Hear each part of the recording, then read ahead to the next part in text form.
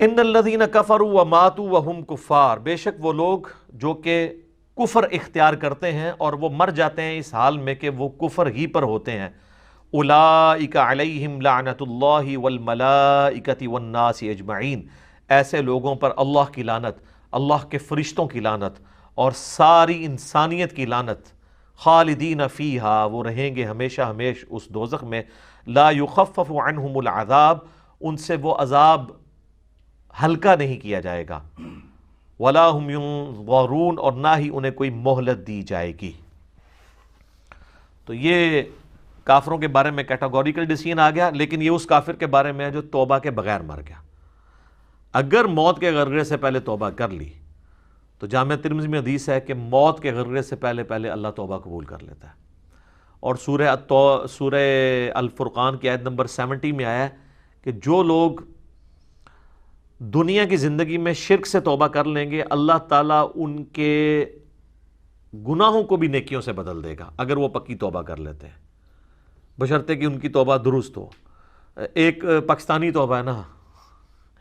اور ایک اللہ کے نزدیک توبہ ہے۔ اللہ کے نزدیک خالی خلی توبہ کوئی شے نہیں ہے،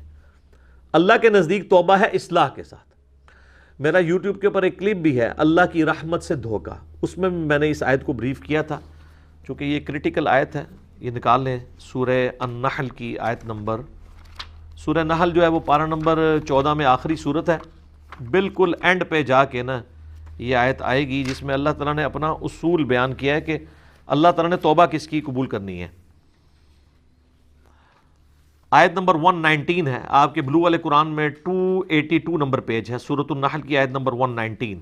14ویں پارے کا آخری صفحہ، اس کی پہلی لائن ہے، ثم ان ربک للذین عملوا السوء بجہالۃ، پھر اس کے بعد تمہارا رب ان لوگوں کے حق میں جو کہ گناہ کر لیتے ہیں جہالت کے اندر، ثم تابوا،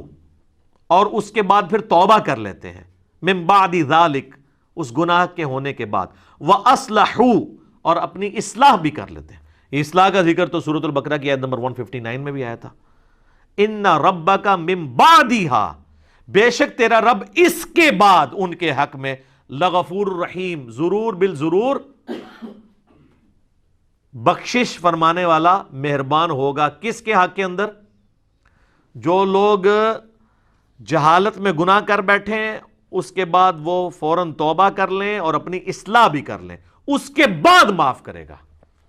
ہمارے لوگ کہتے ہیں نہیں، صرف توبہ سے ہی معافی ہو جائے گی۔ یا ایھا الذین آمنوا توبوا الی اللہ توبۃ نصوحا، اے ایمان والو اللہ کی طرف ایسی توبہ کرو جو آگے کو نصیحت ہو جائے۔ وَإِلَٰهُكُمْ إِلَٰهٌ وَاحِدٌ، اور تمہارا معبود تو ایک ہے، اکیلا، یکتا، لا الہ الا ہو، کوئی نہیں معبود سوائے اس کے، الرحمن الرحیم، اس کی رحمت ٹھاٹھے مارتے ہوئے سمندر کی مانند ہے، اور الرحیم، اس میں دوام بھی ہے۔ سمندر میں تو کبھی کبھی طغیانی آتی ہے نا، پھر ٹھنڈا ہو جاتا ہے۔ اللہ کی رحمت کا جو سمندر ہے نا، اس میں کبھی بھی کمزوری نہیں آتی، وہ ہمیشہ ٹھاٹھے مارتے ہوئے سمندر کی طرح ہے۔ الرحمن بھی ہے اور الرحیم میں بھی، یہ دونوں کوالٹیز ہیں اس کی۔ اچھا، یہ جو آیت نمبر ہے نا جی، سورہ البقرہ کی آیت نمبر 162 163، وَإِلَٰهُكُمْ إِلَٰهٌ وَاحِدٌ، ابو داؤد و ترمذی میں حدیث ہے، نبی علیہ السلام نے فرمایا کہ اللہ تعالیٰ کا جو اسماء اعظم ہے نا، وہ قرآن حکیم کی 2 آیات کے اندر ہے۔ ایک آیت آپ نے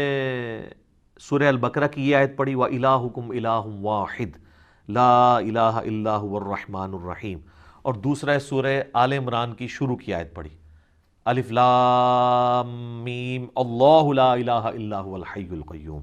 اور پھر آپ علیہ السلام نے فرمایا کہ اللہ کے جو اسماء اعظم ہیں، یعنی جس کے ذریعے اللہ کی طرف دعا کی جائے تو اللہ تعالیٰ محروم نہیں لوٹاتا، وہ ان 2 آیات کے اندر ہے۔ آپ علیہ السلام نے یعنی اس کو اسپیسیفائی نہیں کیا، لیکن ظاہر ہے جو اللہ کے نام آ رہے ہیں وہی اسماء اعظم ہیں، الرحمن، الرحیم، یا حی یا قیوم، یہ دونوں اس میں آتے ہیں، اور یہ الرحمن الرحیم یہاں پہ۔ اس لیے آپ دیکھتے ہیں میں جب کبھی بھی دعا کرواتا ہوں تو وہ جو جامع ترمذی میں حدیث ہے کہ پہلے اللہ کی حمد بیان کرو، اس کے بعد دروشی پڑھو، اور پھر اللہ سے مانگو، تو پھر اللہ تعالیٰ تمہاری دعا قبول کرے گا۔ تو میں ہمیشہ اسماء اعظم جو پڑھ رہا ہوتا ہوں اس میں یہ دو آیات بھی پڑھتا ہوں، سورہ البقرہ کی آیت نمبر 163 اور سورہ آل عمران کی شروع کی آیات۔